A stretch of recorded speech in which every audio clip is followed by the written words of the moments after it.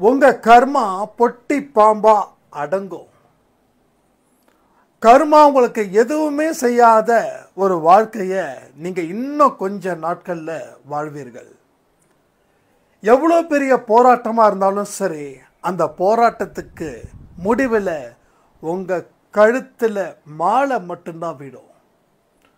ஒரு பிரச்சனைகளும் நிச்சயமாக உங்களால் முறியடிக்கப்படும். ஓட ஓட நீங்கள் முறியடிப்பீங்க. மிகப்பெரிய அற்புதமான ஒரு வாழ்க்கையை நீங்கள் வாழ போகிறீங்க. இதுவரைக்கும் என் வாழ்க்கையில் சந்தோஷமாக இருந்ததே இல்லைன்னு நினைச்ச உங்களுக்கு இனி சந்தோஷமும் நிம்மதியும் மட்டும்தான் உங்கள் வாழ்க்கையில் தொடர்ந்து இருக்கும். பல அற்புதத்தை நீங்கள் புரிவீங்க. சாயப்பாவோட துணை அப்படின்ற ஒன்று இருக்கிற வரைக்கும் உங்களில் யாராலையும் அசைக்க முடியாது. எவ்வளோ பெரிய மாயை, எவ்வளோ பெரிய வலையை விரிச்சாலும் சரி, அதில் நீங்கள் சிக்காமல் இருப்பதற்கு சாயப்பா சொல்லக்கூடிய வழிமுறைகள் என்னன்றதை நீங்கள் இந்த பதிவை முழுவதும் தெரிஞ்சுக்கிட்டா உங்கள் வாழ்க்கை மிகப்பெரிய அற்புதமான ஒரு இடத்துக்கு போகுன்றது நிரூபிக்கப்பட்ட உண்மை. சாய்ராம். என் உயிரின் உயிரானவர்களே, சாயப்பா இன்றி எதுவும் இல்லை. நீங்கள் எவ்வளோ பெரிய படிப்பை படிச்சிருந்தாலும், எவ்வளோ பெரிய திறமை இருந்தாலும், அது அங்கீகரிக்கப்படணும் அப்படின்னா கடவுளுடைய சித்தம் இருந்தால் மட்டும்தான் அது அங்கீகரிக்கப்படும்.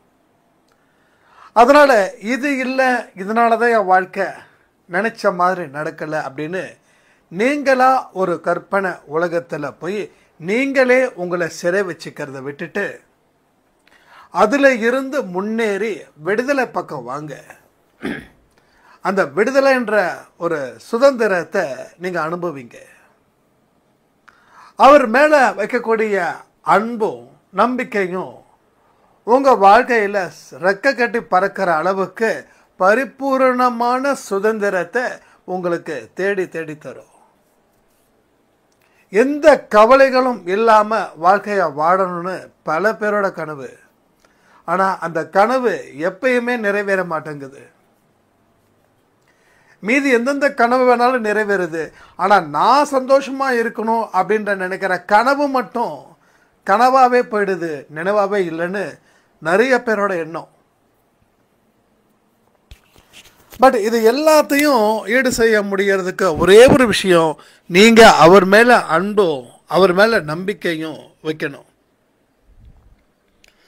எப்போ நீங்கள் சாயப்பா மேலே அன்பை அளவுக்கு அதிகமாக வைக்கிறீங்களோ நீங்கள் அப்போவே நல்ல மனுஷங்களாக வாழ ஆரம்பிச்சிடுவீங்க. ஏன்னா அவருக்கு நீங்கள் எந்த துரோகமும் செய்யாமல், அவர் வருத்தப்படுற அளவுக்கு எந்த செயலையும் செய்யாமல் நீங்கள் இருப்பீங்க இல்லையா, அதுதான் அவர்கிட்ட நீங்கள் வச்சிருக்கிற அன்பு. அவர் மேலே வச்சிருக்கக்கூடிய அன்புனால உங்கள் வாழ்க்கையில் ஒழுக்கம், அந்த ஒழுக்கம் எனக்கு ரொம்ப பிடிச்ச ஒரு விஷயம். தனி மனித ஒழுக்கம் இன்னைக்கு பெரிய கேள்விக்குறியாக போயிடுச்சு. 4 பேர் இருக்கும்போது நம்ம நல்ல மனிதர்களாக இருக்கோம். அந்த 4 பேர் இல்லாமல் இருக்கிற தனியான இடத்துல நாம் அதே ஒழுக்கத்தோடு இருக்கிறோமான்றது தான் பெரிய கேள்வி. அப்போ நீங்கள் எந்த தவறாவது யாருக்கு தெரியாமல் செய்யும்போது கடவுளுக்கு இந்த தவறு செய்கிறது தெரியும் தானே. அப்போ அவர் மனசு வருத்தப்படுவார் தானே. அந்த எண்ணம் எப்போ நீங்கள் அவர் மேலே அன்பு வைக்கிறீங்களோ அன்னைக்கு அது வரும். அன்னைக்கு அது வந்துடுச்சுன்னா நீங்கள் 100க்கு 100 உண்மையான மனிதர்களாகவே இருப்பீங்க. 100% சொக்க தங்கம். நீங்கள் என்னால் அடிச்சு சொல்ல முடியும், 100க்கு 100 சொக்க தங்கம் நீங்கள். ஏன்னா நீங்கள் அவர் மேலே அளவு கடந்த அன்பு வச்சுருக்கீங்க. அன்பானவர்களை நீங்கள் என்னைக்காவது அவங்க இதயத்தில் அம்பு விடுவீங்களா சொல்லுங்க? நீங்கள் யார் மேலேயோ அன்பாக இருக்கீங்கன்னு வச்சுக்கோங்க, அவங்க மேலே நீங்கள் அன்பை விடுவீங்க. 2வது விஷத்தை கொடுப்பீங்க. 3வது ஏதாவது மன ரீதியாக அவங்கள கஷ்டப்படுத்துவீங்க. செய்ய மாட்டோம். ஏன்னா உங்களோட அன்பானவர்கள் அவங்க. அதனால் உடல் ரீதியாக மன ரீதியாக அவங்களுக்கு எந்த ஒரு வழியையும் நீங்கள் கொடுக்க மாட்டீங்க. அவங்க வேற ஒரு வழியில் இருந்தால் கூட உங்கள் மனசு படபடக்கும், துடிதுடிக்கும். ஏன்னா உங்கள் அன்பானவர்கள். அதே போல் சாயப்பாவும் உங்கள் அன்பானவர். அப்போ அந்த அன்பானவர் கஷ்டப்படுவார்ன்றதுக்காகவே நீங்கள் சரியான பாதையில் போவீங்க. ஒரு சின்ன தப்பு பண்ணால் கூட சாயப்பா மனசை ரொம்ப பாதிக்குமே அப்படின்னு சொல்லி அழக்கூடியவர்களும் அன்பே சாய் குடும்பத்தில் உண்டு. ஒரு சாய்ராம் சொன்னாங்க, தெரியாதனமாக என்னோட மருமகளை திட்டேன்ப்பா, ரொம்ப திட்டேன், ரொம்ப ஹாஸாக திட்டேன். பிபி மாத்திரை போகிறதுக்கு லேட்டாக ஆயிடுச்சு, எனக்கு பிபியே இன்னும் ஜாஸ்தியாக போயிடுச்சு. பாவம் அந்த பச்சை பொண்ணுப்பா, அது ஒன்று சொல்ல, நான் ஒன்று சொல்ல, கடைசியில் ரொம்ப திட்டேன். எனக்கு அந்த பொண்ணை திட்டினதுக்குள்ளே வருத்தம் இல்லை. ஆனால் என்னை பற்றி சாயப்பா எவ்வளோ உயர்வாக நினச்சிருப்பார். என்னை பற்றி சாயப்பா எவ்வளோ தூரம் நம்பிக்கை வச்சுருப்பார். அவரோட நம்பிக்கையை நான் கெடுத்துட்டேன்னு சொல்லும்போது எனக்கு ரொம்ப ரொம்ப கஷ்டமாகி நான் அழுதுட்டேன். கடைசியில் என் மருமக பொண்ணுக்கிட்ட கையை பிடிச்சி, இதை பாருமா, என்னை மன்னிச்சிடு, வயசான காலத்தில் நான் திட்டேன், என்னை தயவு செய்து மன்னிச்சிடுன்னு சொன்ன உடனே என்னோட மருமக என்னை கட்டி பிடிச்சிட்டு, அம்மாவை விட நான் உங்களை அதிகமாக அன்பு வைக்கிறேன், நான் உங்களை என்றைக்குமே நான் தப்பு சொல்ல மாட்டேன் அம்மா அப்படின்னு சொல்லி அங்கே ஒரு ரிலேஷன்ஷிப் ரொம்ப சூப்பராக எக்ஸலண்ட்டாக போயிட்டுருக்குது. ஏன் அந்த மாமியாருக்கும் மருமகனும் இவ்வளோ அன்பாக இருக்காங்கன்னா, இந்த மாமியார் சாயப்பா மேலே வச்சுருக்கக்கூடிய அன்பு, அந்த அன்பு எங்கே பிரதிபலிக்குதுன்னா அந்த மருமக கிட்ட பிரதிபலிக்குது. அப்போ குடும்பத்தில் ஒரு மனுஷங்களோட வாழ்க்கையிலையும் சாயப்பா அன்பினால் நிரப்பப்பட்டு ஒரு நல்ல இடத்துக்கு நம்மளை அழைச்சிட்டு போகிறாருன்னும் போது எவ்வளோ பெரிய புண்ணியத்தை நம்ம செஞ்சுட்டு இருக்கோம் அப்படின்றத யோசித்து பார்க்கும்போது எனக்கே கண்ணு கலங்குது. ஏன்னா அந்த மாதிரி ஒரு வாழ்க்கையை நாம் வாழ்ந்துக்கிட்டு இருக்கோம். ஆனால் இந்த வாழ்க்கையை தயவு செய்து சொல்கிறேன், விட்டுறாதீங்க. திருஷ்டி ஜாஸ்தி தெரியுமா உங்களுக்கு? திருஷ்டி ரொம்ப ஜாஸ்தி. நீங்கள் நல்லா இருக்கிறன்னு வெளியில் சொல்லி பாருங்க, அடுத்த 10 நாட்களில் நீங்கள் நல்லா இல்லாத மாதிரி ஒரு சூழ்நிலையை உருவாக்கிடும். அதனால தான் சொல்கிறேன், யாருக்கிட்டையும் அதிகமாக பேசாதீங்க. உங்களோட நிறைகளை பற்றி அதிகமாக பேசாதீங்க, உங்கள் குறைகளை பற்றி அதிகமாக பேசாதீங்க. அமைதியான முறையில் எல்லாமே கவனிச்சுக்கோங்க. ஏன்னா எதை பேசினாலும் வம்பு நமக்கே திரும்பி வந்துடும். ஏன்னா இது ரியல் ஃபேக்ட். இது நிறைய நடந்திருக்குது, நிறைய எக்கச்சக்கமாக நடந்திருக்குது. ஏன்னா திருஷ்டி இது எல்லாமே ரொம்ப ஜாஸ்தி. அதனால தான் என்றைக்குமே சாதாரண மனிதர்களாக நாம் உண்மையாகவே அப்படி வாழ்ந்தாதான் இதில் இருந்து நம்ம தப்பிக்க முடியும். எனக்கு தெரிஞ்ச ஒருத்தர் இருக்கார், அவர் ஆரம்பத்தில் இருந்தே ரொம்ப கஷ்டப்பட்டவர், எல்லோரும் மதிக்க தெரிஞ்சவர். அதனால் ஓஹோன்னு சூப்பராக செமையாக வந்துட்டு இருந்தாங்க. ஒரு ஸ்டேஜில் இவருக்கு ரொம்ப ஜாஸ்தி ஆயிடுச்சு, பணம், புழக்கம், அதுக்கு தகுந்த மாதிரி பிஸ்னஸ், கஸ்டமர்ஸ் நிறைய கிடைக்க ஆரம்பிக்க இவருக்கு கொஞ்சம் வாய்ப்பேச்சு ரொம்ப ஜாஸ்தி. யாரை பார்த்தாலும் ரொம்ப கேவலமாக திட்டுறது, ரொம்ப கேவலமாக பார்க்கறது, இந்த மாதிரி. அப்போது அவர் ஆரம்பத்தில் இருந்த அந்த பொலைட்னஸ் இப்போ இல்லை, அவருக்கே தெரியல. அவர்கிட்ட எடுத்து நம்ம சொல்ல முடியுமா? சொன்னால் அவர் என்ன நினைப்பார்? நம்மளை தப்பாக நினைப்பார். சொல்கிறவங்க கிட்ட சொல்லலாம், நம்ம சொல்லி கேட்காத ஆளுக்கிட்ட நம்ம சொல்ல முடியாது இல்லையா? இது எதுக்கு சொல்கிறேன்னா, நம்ம வாழ்க்கையில் நமக்கு எல்லாமே கடவுள் கொடுப்பார். ஏன்னா நம்ம நல்ல எண்ணங்கள் அடிப்படையில் நமக்கு எல்லாமே வரும். ஆனால் அது வந்துடுச்சுன்னா அந்த கஸ்டமர் மாதிரி ஆகிடக்கூடாது. எனக்கு தெரிஞ்ச அந்த நபர் இப்போ சொன்ன இல்லையா, அவர் மாதிரி ஆகிடக்கூடாது. ஏன்னா எப்பயுமே அடக்கம் தேவை, கட்டுப்பாடு தேவை. நாக்குக்கு கட்டுப்பாடு, நாக்கை பூட்டணும், இல்லைன்னா வாயிலே சனின்னு சொல்லுவாங்கல்ல, அது மாதிரி ஆகிடும். ஸோ எவ்வளோ உச்சத்துக்கு போனாலும் சரி, நீங்கள் சாதாரணமான மனிதனாக உண்மையாகவே இருக்கணும், மற்றவங்க கிட்ட காட்டிக்க கூடாது. Just you are ordinary person. அதிகம் பேசாதீங்க. உங்கள் பெருமையை ஊரெல்லாம் பேசணும்னு முயற்சி பண்ணாதீங்க. உங்கள் மேலே எல்லாரும் பரிதாபப்படணும்னு முயற்சி பண்ணாதீங்க. இந்த ரெண்டுமே ஒரு மனுஷனை அழிக்க வந்த விஷக்கிருமிகள். ஏன்னா நாம் போகிற இடம் வேற, அந்த இடத்த தாண்டி நமக்கு வந்தோன்னா அது நமக்கு அழகு இல்லை. எது எது எங்கெங்கே இருக்கணுமோ அது எது அங்கங்கே இருக்கணும். நாம் எங்கே இருக்கிறோம்? சாயப்பாவோட அன்பினால் நிரப்பப்பட்டு இருக்கோம். அப்போ அதே இடத்துல இருந்து கடைசி வரைக்கும் நீங்கள் அந்த இடத்த கொஞ்சம் கூட நகராமல் இந்த வாழ்க்கை முடிகிற வரைக்கும் நீங்கள் அவருடைய நிழல்லே இருக்கணும். அவர் எந்த பக்கம் போகிறாரோ அந்த பக்கம் நீங்களும் போகணும். அவரு நம்மளை பின்னாடி துரத்தக்கூடாது. ஏப்பா அந்த பக்கம் போவாத, அது மாயை, குண்டும் குழியும் இருக்குது, மேலே பார்த்தா தான் தரையெல்லாம் ரொம்ப அழகாக இருக்குது, அடுத்த ஒரு அடியிலையும் உனக்கு விஷக்கிருமிகள் பதுங்கி இருக்குது, எப்போ வேணாலும் உன்னை கடிச்சிடும்.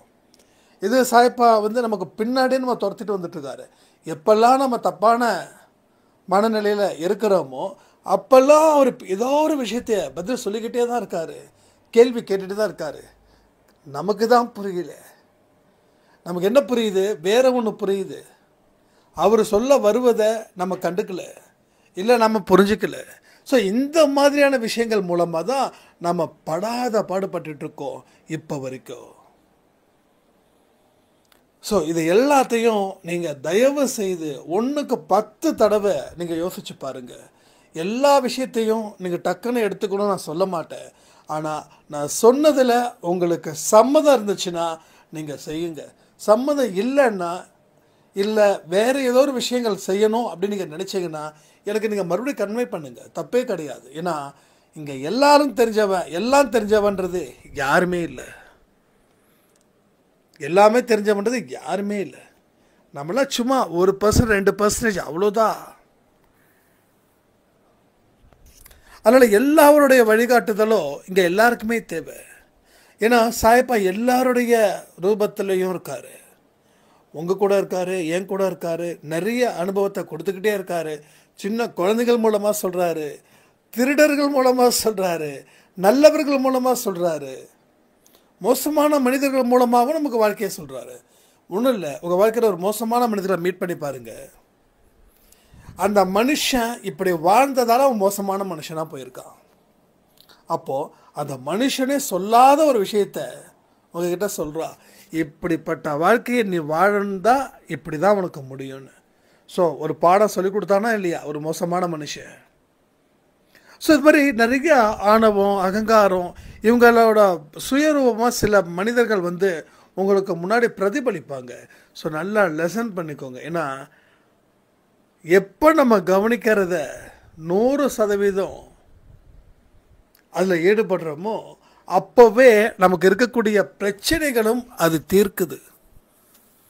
என் வாழ்க்கையில் பல விஷயங்கள் நான் கெட்டதை பக்கம் தொட்டதே கிடையாது. ஏன்னா அந்த கெட்ட மனிதர்களும் நான் பார்த்துருக்கேன். பார்க்கும்போது அவங்களுடைய ஒரு அடியும் ஒரு வழியும் இந்த வாழ்க்கையை இவங்க வாழ்ந்ததால தானே இது வந்துச்சு அப்படின்ற ஒரு பாடத்தை ஈஸியாக படிக்கிறதால அந்த வாழ்க்கை அதுக்கு தகுந்த மாதிரி சில சிச்சுவேஷன் அமைஞ்சாலும் சரி நான் கொஞ்சம் பயந்து போய் ஒதுங்கி நிற்கிறேன். ஏன்னா அது எனக்கு தேவையில்லாதது. சரி, அவருக்கு தான் இப்படி ஆயிடுச்சு, நமக்கு அப்படி ஆகாது அப்படின்றதெல்லாம் நான் ரிஸ்க் எடுக்கலை. ரிஸ்க்கு எங்கே எடுக்கணுமோ அங்கே எடுக்கிறேன். எந்த இடத்துல ரிஸ்க்கு எடுத்தால் நமக்கு பிரச்சனை வருதோ அந்த இடத்துல நான் ரிஸ்க் எடுக்க விரும்புகிறதே இல்லை. நம்ம பாட்டுக்கும் நம்ம உண்டு, நம்ம வேலை உண்டு. அதை தாண்டின எந்த வேலையும் நமக்கு கிடையாது. யாரும் நம்மளை பாராட்டணும்னு நினைக்கல, யாரும் நம்ம மேலே அளவுக்கு அதிகமாக அன்பு செலுத்தணும்னு நினைக்கல. யாராவது நம்ம மேலே கோவப்பட்டாங்கன்னா அவங்க இருக்கவே கூடாது இந்த உலகத்தில்னு நினைக்கல. ஸோ எல்லா விஷயங்களும் சாயப்பா நமக்குள்ளே சொல்லிக்கிட்டே இருப்பார். இன்பமும் ஒன்று தான், துன்பமும் ஒன்று தான். ஒன்றுமே கிடையாதுங்க, ஒன்றுமே கிடையாது. எல்லாமே நம்ம செய்கிறதால வச்சு தான் இங்கே நடக்குது. இந்த விஷயத்தை நீங்கள் என்னைக்கு நீங்கள் ஆழமாக புரிஞ்சுக்கிறீங்களோ அன்னைக்கு அழுத்தமான ஒரு வாழ்க்கையை நீங்கள் வாழ்வீங்க. உங்கள் வாழ்க்கை ரொம்ப ஆனந்தமாக இருக்கும். உங்கள் வாழ்க்கையை வாழ்வதற்கு உங்களுக்கே பெருமையாக இருக்கும். அடுத்தவங்க பெருமைக்காக வாழணுன்ற வாழ்க்கையில் அந்த மாதிரி கேவலமான வாழ்க்கையை வாழல இல்லை. உங்களுக்குள்ளே நம்ம நல்லா தான்ப்பா வாழ்கிறோம். கடவுளுக்கு கட்டுப்பட்டு அன்பான குழந்தைங்களாக தான் நம்ம இருக்கிறோம். இதில் இருக்கக்கூடிய சந்தோஷமும் இதில் இருக்கக்கூடிய சுகமும் வேறு எதில் வரும்? அந்த நிலையில் அந்த அனுபவத்தை வச்சு நீங்கள் வாழ்ந்துட்டுருக்கீங்க, வாழ போகிறீங்க. இதெல்லாம் தொடர்ந்து நடந்துக்கிட்டே இருக்க போகுது. இன்றைக்கி காலையில் கொடுத்த ஆடியோ எத்தனை பேருக்கு அந்த பாக்கியம் கிடைக்குன்னு ப்ராமிஸாக எனக்கு தெரியல. ஏன்னா பேச வந்தது ஒன்று, அந்த பாதிக்கு மேலே தான் இம்பார்ட்டண்ட்டாக பேசியிருப்பேன். பாதிக்கு மேலே தான் பேசியிருப்பேன், எடுத்த உடனே பேசலை. ஏன்னா அப்போ ஒரு விஷயத்தை புரிஞ்சுக்கோங்க, எதுவுமே ப்ரிப்பேரிங் கிடையாது, ப்ரிப்பரேஷன் இல்லை. எல்லாமே இதை தான் பேசணும், அதை தான் பேசணுன்னா சொல்ல தானாக ஃப்ளோவில் என்ன வருதோ அதான். அதனால தான் இத்தனை நாள் அந்த பயிற்சி அடுத்தது என்னென்னு தோணலை. ஆனால் இப்போ தோண வச்சுருக்காருன்னா ஏதோ அவரோட பர்பஸ். அப்போ அந்த 48 நாள் அந்த டேர்ம்ஸ் அண்ட் கண்டிஷன்ஸ் அது ஓகே அப்படின்னா உங்கள் வாழ்க்கை செமையாக அடுத்த கட்டத்துக்கு போக போகுது. ஏன்னா அவரோட தரிசனத்தை நீங்கள் பெறும்போது உங்கள் வாழ்க்கை மாறாத என்ன? பல ஞானியோட ஆசீர்வாதமும் பலருடைய பார்வை நம்ம மேலே பட்டா கூட ஒரு பெரிய அற்புதங்கள் இங்கே நடக்குது இல்லை? அது எப்படி நடக்குது? ஸோ சில பேரை பார்த்தா உங்களை பார்த்தாவே போதும், எல்லா பிரச்சனைகளுக்கும் முடிவுக்கு வந்துடும். ஓகே, அந்த மாதிரி நம்ம சாயப்பாவே அடுத்த 48 நாட்களில் பார்க்க போகிறோன்னா அது எவ்வளோ பெரிய ஒரு வரத்தை உங்களுக்கு அது கொடுக்குதுன்றதை யோசிச்சு பாருங்க. அதனால் காலையில் பார்த்தவங்களுக்கு இப்பயும் நான் சொல்கிறேன், அந்த ஆடியோ முழுசாக கேட்குறவங்களுக்கு வேறு வாழ்க்கை உங்களுக்கு கிடைக்க போகுது. நீங்கள் மனப்பூர்வமான ஒரு வாழ்க்கையை வாழ்வதற்கு ஆசைப்பட்டீங்கல்ல, அது எல்லாமே நடக்க போகுது. ஆனால் முக்கியமான விஷயம், மாயை வலை விரிக்கும். வலை விரிக்கிறது உழுவதற்கு நாம் ஒன்றும் அடி முட்டாளுங்க கிடையாது. ஏன்னா ஏற்கனவே நிறைய வலையில் விழுந்து விழுந்து விழுந்து தான் இப்படி சின்ன பின்னமாக இருக்கும். புதுசாக வலை யாரும் விரிக்க போகிறது இல்லை. விரிச்ச வலை கொஞ்சம் வித்தியாசமாக இருக்க போகுது, அவ்வளோதான். ஸோ நீங்கள் விழுந்தால் தான் அந்த வலை வேலை செய்யும். நீங்கள் விடலைன்னா, நீங்கள் தீவிரமாக இருந்தீங்கன்னா அந்த வலையில் போட்ட வலை. ஆனால் கண்டிப்பாக அதில் இன்னும் சில பேர் விடுவாங்க, ஆனால் நீங்கள் விட மாட்டீங்க. ஏன்னா சாயப்பாவோட அன்புக்கும் சாயப்பாவோட அதிகாரத்துக்கும் நீங்கள் கட்டுப்பட்டவர்களாக இருக்கும்போது உங்களுக்கு எந்த ஒரு பிரச்சனையும் வராது. அப்ப யோசிச்சு பாருங்க,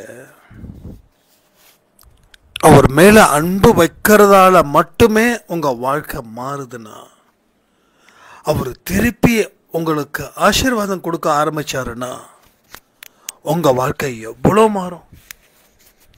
நீங்க அவர் மேல அன்பு வைக்கும் போதே உங்களோட ஆக்டிவிட்டிஸ் எல்லாமே சரியா இருக்கு. அதாவது இது வரைக்கும் ரிப்பேர் ஆனது எல்லாமே சரியாயிடுச்சு. இப்போ அடுத்த கட்டத்தை நீங்கள் மூவ் ஆகும்போது ஒரு முயற்சிகளையும் உங்களுக்கு மிகப்பெரிய பிளஸிங் அவர்கிட்ட இருந்து கிடைச்சதுன்னா எப்பேற்பட்ட வாழ்க்கையை நீங்கள் வாழ போறீங்கிறத கொஞ்சம் கற்பனை பண்ணி பாருங்க. உங்களோட பிரச்சனைகள் எதுவுமே இருக்காதுங்க. எனக்குமே ஒரு லைஃப்பில் இவ்வளோ பெரிய ஒரு பிரச்சனை, ஒரு பெரிய மலை, அந்த மலையை தாண்ட முடியுமா? நல்லா யோசிச்சு பாருங்க. ஒரு மலை இருக்குது, அந்த மலையில் நீங்கள் தன்னந்தனியாக தாண்ட முடியுமா? அந்த மலையை மேலே ஏறி கீழே இறங்கணும். முடியும்? முடியாது, சத்தியமாக முடியாது. இரவு பகல் பார்க்காம அதை தாண்டணும். பெரிய சவால். என்னோட பிரச்சனை பார்த்து நான் ஒரே விஷயம் முடிவு பண்ணேன், இந்த ஜென்மம் இதோட முடிஞ்சது. இந்த ஜென்மத்தில் இந்த மலையை தாண்ட முடியாது. ஏன்னா நமக்கு தெரியும், ஓரளவுக்கு நமக்கு அனுபவம் இருக்கு. கையில் ₹1 இல்லை, ஆனால் ₹1,00,000 கடன். ஏதாவது சொத்துக்கு இருந்துச்சுன்னா விற்று பார்க்கலாம், எதுவுமே கிடையாது.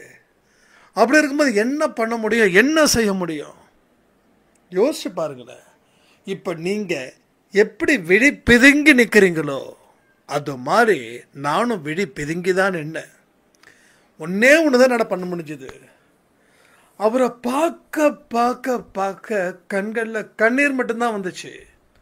ஏன்னா மனுஷங்க யாருமே கண்ணுக்கு தெரியல. அதாவது எனக்கு உதவி செய்யறதுக்கு எந்த மனிதரும் என் கண்ணில் படலை.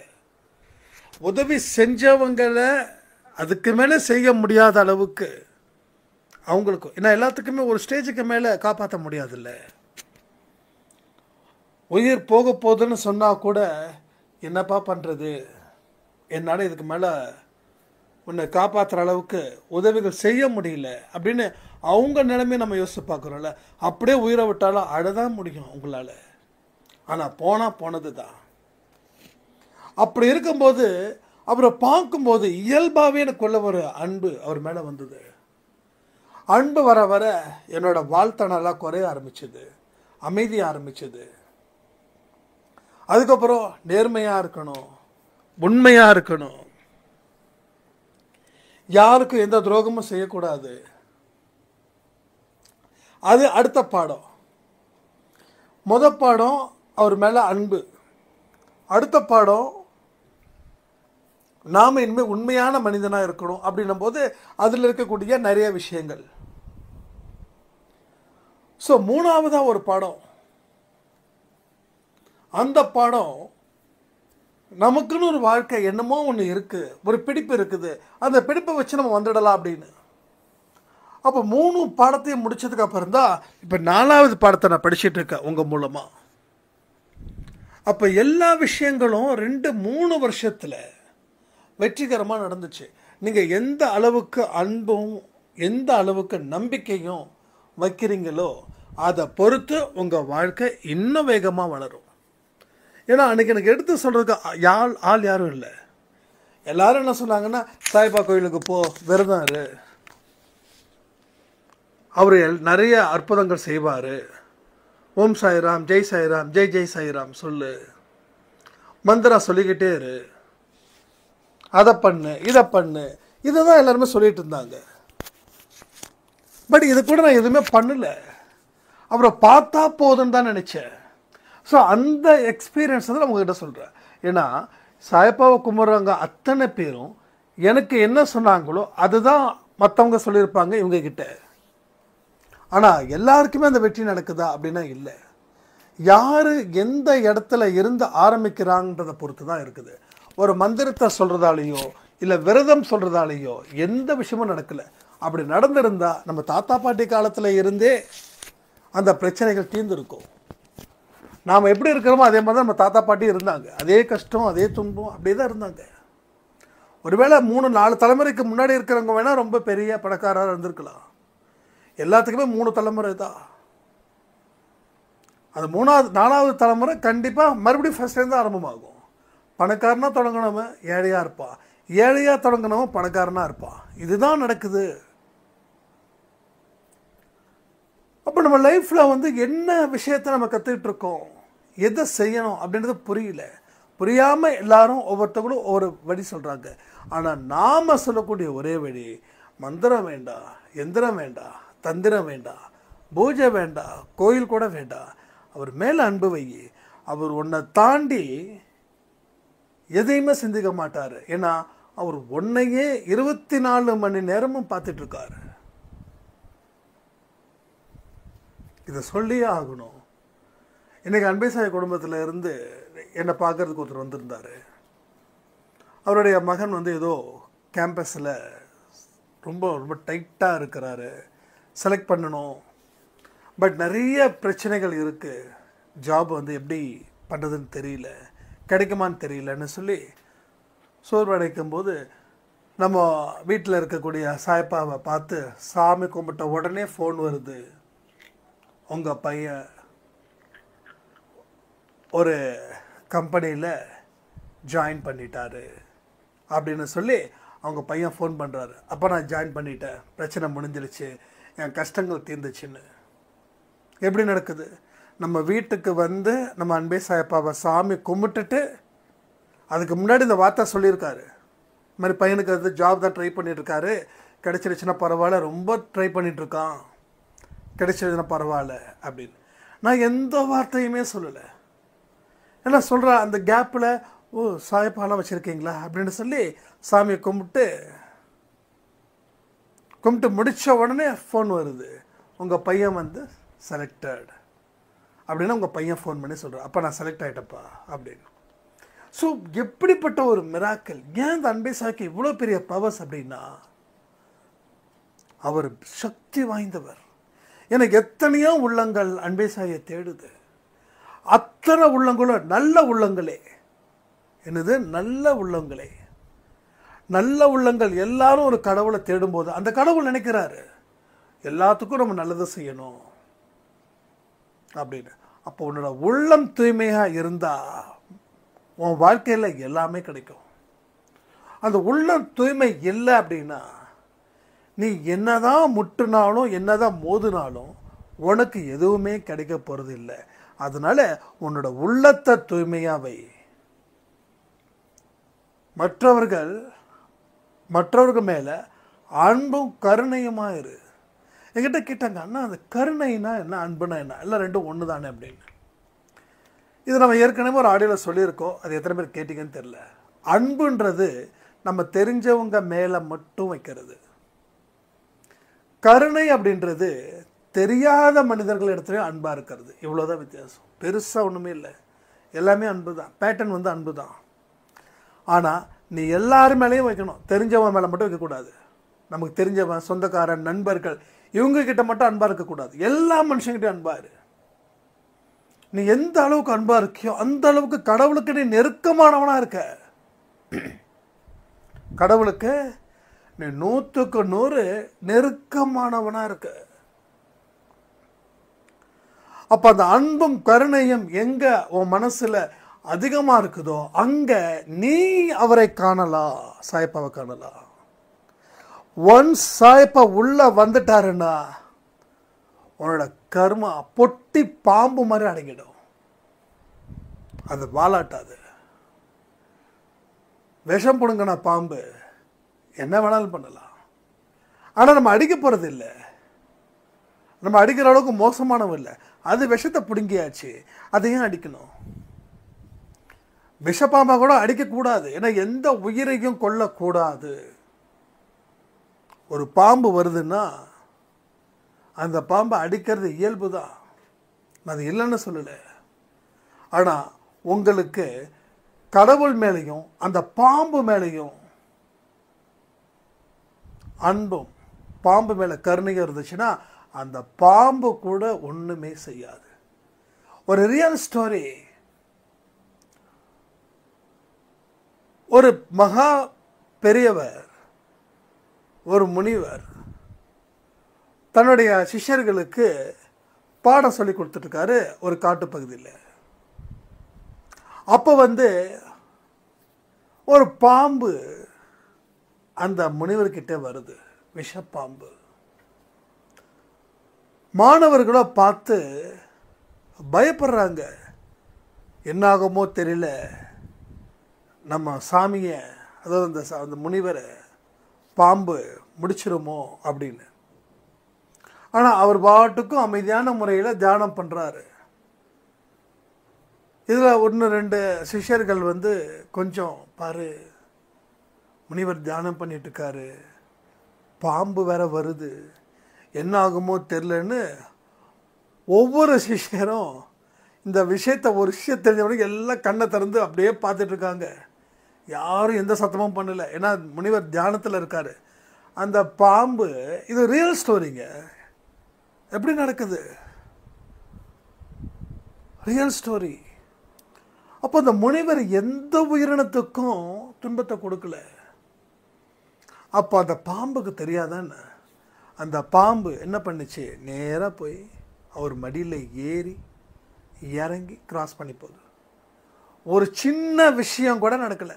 ஒரு சின்னதாக கூட ஒரு முனிவர் மறுபடியும் 10 நிமிஷம் கழிச்சு கண்களை திறக்கும்போது சிஷ்யர்கள் சொல்லும்போது சிஷ்யர்கிட்ட அந்த முனிவர் சொன்னாராம், எல்லா உயிரினத்திட்டும் நீ கருணையோடு இருந்தா எந்த உயிரினமும் ஒன்றை எதுவும் செய்யாது. கருணைக்கு அவ்வளோ வேல்யூ, கருணைக்கு அவ்வளோ வேல்யூ. ஆடு சாப்பிடக்கூடாது, கோழி சாப்பிடக்கூடாது, மீன் சாப்பிடக்கூடாது, ஏன்னா எல்லாமே கருணை. நீங்கள் சாப்பிட்றீங்களா என்ன கேட்குறீங்களா? நான் சாப்பிட்றேன். ஏன்னா இதை முன்னாடி இருக்கக்கூடிய இன்னும் நிறைய விஷயங்கள் நான் சரி பண்ணணும். இதையும் நான் சரி பண்ணுற ஆசை இருக்குது, நான் இல்லைன்னா சொல்ல மாட்டேன். ஆனால் முன்ன இருந்ததோட நான் ரொம்ப கம்மியாக சாப்பிட்றேன். முன்னாடி வாரத்தில் 3 நாள் சாப்பிடுவேன். Sunday, Wednesday and Saturday, sorry இது மாதிரி ஒன்று டியூஸ்டே, ஆமாம் சண்டே டியூஸ்டே இது மாதிரி. ஆனால் வாரத்தில் 3 நாள். இதெல்லாம் வந்து கொஞ்சம் வருஷத்துக்கு முன்னாடி. இப்போ மந்த்லி ஒன்ஸ், அவ்வளோதான். இது என்ன நடக்குதுன்னா, நீ அந்த உயிரினத்துக்கிட்ட கருணையாக இருந்தால் எந்த உயிரினமும் உன்னை துன்புறுத்தாது. உங்களால் இருக்க முடியுமா? முடியாதுன்றது ஒன்றுமே கிடையாது. முடியாதுன்றது எதுவுமே இல்லை. எல்லாமே மனசு இருந்துச்சுன்னா மார்க்கம் உண்டு. அப்போ நாம் கொஞ்சம் கொஞ்சமாக அத்தனை தவறுகளையும் திருத்திட்டு இனி நாம் என்ன செய்யணும்? சிக்கன் சாப்பிடக்கூடாது, மட்டன் சாப்பிடக்கூடாது ஒரு நிலைக்கு வரும்போது உங்கள் லைஃப் இன்னும் சூப்பராக இருக்கும். ஆனால் மனசில் ஆசையை வச்சுக்கிட்டு சாப்பிடாம இருக்குந்தா அது வேஸ்ட்டு. ஆசை இருக்கிற வரைக்கும் சாப்பிடுங்க, ஆனால் லிமிட் பண்ணுங்க, கொஞ்சம் குறைச்சிக்கோங்க, அவ்வளோதான். 48 நாள் நம்ம இருந்தோமே, 48 நாள் இருந்தோம் தானே. எந்த விதமான சிக்கன், மட்டன், மீன், முட்டை வரைக்கும் சாப்பிடாம நம்ம இருந்தோம்ல. என்ன ஆயிடுச்சு? நல்லா தானே இருந்தோம், சூப்பராக தானே இருந்தோம். ஒன்றும் செத்துக்குது போயிடலையே நம்ம. ஸோ இதெல்லாம் நம்ம எண்ணி பார்க்கணுங்க. முடியாதுன்றது எதுவுமே இல்லை இந்த உலகத்தில், எல்லாமே முடியும். ஆனால் அது கடவுள் மூலமாக நாம் செயல்படுத்த ஆரம்பித்தோன்னா நம்ம வாழ்க்கையில் மிகப்பெரிய ஒரு இடத்துக்கு நாம் போவோம். நம்ம கர்மாக்கள், மறுபடியும் சொல்கிறேன், பொட்டி பாம்பு மாதிரி அடங்கிடும். பிரச்சனைகள் ஏதும் இல்லாத ஒரு பெரு வாழ்க்கையை நம்ம வாழ்வோம். அடிப்படையாக நாம் கடவுளோட குழந்தைங்க. அடுத்தது தான் இன்னாருக்கு குழந்தை, இன்னாருக்கு அண்ணன், இன்னாருக்கு தம்பி, இன்னாருக்கு மனைவி, இன்னாருக்கு கணவன் அப்படின்னு. ஸோ முதல் தகுதி கடவுளோட குழந்தை. கடவுள் மேலே அன்பு செலுத்த உன் வாழ்க்கை மாறும். உன் வாழ்க்கை மாறணும்னா கடவுள் மேலே அன்பு வை. அடுத்தடுத்த பாடத்தை அவர் ரொம்ப சிறப்பாகவே கொடுப்பாரு. உங்கள் வாழ்க்கையில் எல்லாத்தையும் நீங்கள் அடையலான்னு சொல்லி இந்த ஆடியோவை நான் முடிக்கிறேன். ஜெய் சாய்ராம்.